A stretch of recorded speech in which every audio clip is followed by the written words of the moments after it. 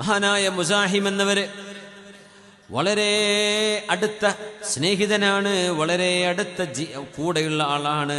മഹാനായ റബീ ഇബ്നു സബ്റ റളിയല്ലാഹു അൻഹു അരികത്തേക്ക് വന്നിട്ട് ഉമർ തങ്ങളോട് പറഞ്ഞു, അല്ലമല്ലാഹു അജ്റക യാ അമീറൽ മുഅ്മിനീൻ.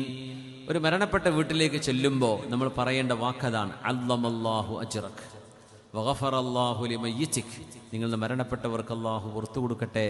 അല്ലമല്ലാഹു അജ്റക, ആ ക്ഷമ കാരണം അല്ലാഹു നിങ്ങൾക്ക് നൽകുന്ന പ്രതിഫലം വലിയ പ്രതിഫലമാക്കി അല്ലാഹു തരട്ടെ. മിനിമം അത്രയെങ്കിലും പഠിച്ചു വെക്കുക. അല്ലമല്ലാഹു അജ്റക വഗഫറല്ലാഹു ലിമയ്യിതിക്.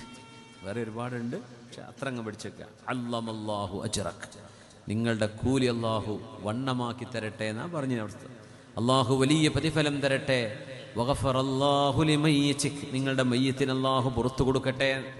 മഹാനായ റബീ ഇബ്നു സബ്റ റളിയല്ലാഹു അൻഹു ഉമർ ഇബ്നു അബ്ദുൽ അസീസ് എന്നവരെ ആശ്വസിപ്പിക്കാൻ വേണ്ടി വന്നിട്ട് പറഞ്ഞു, അല്ലമല്ലാഹു അജ്റക യാ അമീറൽ മുഅ്മിനീൻ, മാ റഅയ്തു അഹദൻ ഉസീബ ബിഅഅ്ളമ മിൻ മുസീബതിക്. നിങ്ങളെക്കാൾ ഒരു പ്രയാസം സംഭവിച്ച ഒരാൾ വേറെയുണ്ടോ എന്നെനിക്കറിയില്ല. നിങ്ങളെ മോനെ പോലോത്ത ഒരു മോനെ ഞാൻ കണ്ടിട്ടില്ല.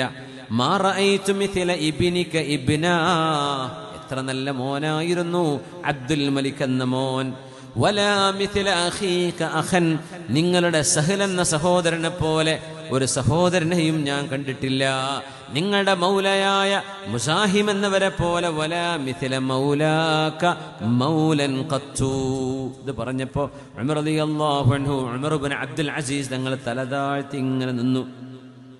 അപ്പൊ കൂടുള്ളവർ പറഞ്ഞു, എന്തിനാണ് റബീ ഇബ്നു സബ്റ മനസ്സിൽ മാഞ്ഞുകൊണ്ടിരുന്ന ആ ഒരു വേദനയെ എന്തിനാണ് നിങ്ങൾ തൊട്ടുണർത്തിയത്? ആ മനസ്സിനെ നിങ്ങൾ നോവിച്ചല്ലേ എന്നിങ്ങനെ ആളുകൾ പറഞ്ഞുകൊണ്ടിരുന്നപ്പോൾ മഹാനായ ഉമർ ഇബ്നു അബ്ദുൽ അസീസ് തല ഉയർത്തിയിട്ട് പറഞ്ഞു, അഇദ് യാ റബീ ഇബ്നു സബ്റ, ആ പറഞ്ഞ വാക്കുകളൊന്ന് നിങ്ങൾ ഒന്നുകൂടെ പറയേ. പറഞ്ഞു, അല്ലാഹു അജ്റക, അല്ലാഹു വലിയ കൂലി തരട്ടെ. നിങ്ങളെപ്പോലെ ഒരു മുസീബത്ത് വന്ന ഒരാളെ ഞാൻ കണ്ടിട്ടില്ല. എത്ര നല്ല മോനായിരുന്നു, എത്ര നല്ല സഹോദരനായിരുന്നു, എത്ര നല്ല മൗലയായിരുന്നു.